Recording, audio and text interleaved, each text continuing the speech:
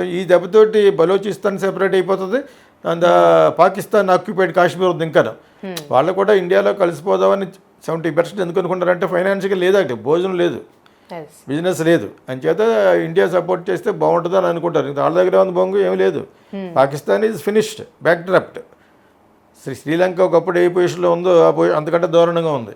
కాకపోతే అప్పుడప్పుడు అమెరికా లాంటి కంట్రీలు ఎందుకు హెల్ప్ చేస్తాయంటే మనల్ని అణచడానికి, మన సూపర్ పవర్ అయిపోకుండా ఉండడం కోసం ట్రంప్ లాంటి వాడు యూఎస్ పెద్ద పెద్ద కంట్రీలు సపోర్ట్ చేస్తాయి అనమాట.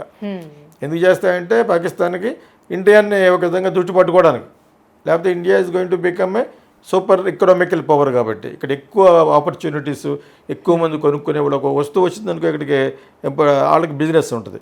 అందులోనే ట్రంప్ అక్కడ శాంక్షన్ పెట్టేస్తున్నాడు రకరకాలు. ఇప్పుడు అన్ని దేశాలు కూడా భారతదేశమే చూస్తున్నాయి, మీరు కానీ కొంచెం తక్కువ ట్యాక్స్లు అవి వేస్తే వాటికి ఇక్కడ వచ్చేస్తాను, అలా వచ్చేస్తుంది. వచ్చేసి చాలా ఎకనామికల్గా పెరిగిపోతుంది. చైనా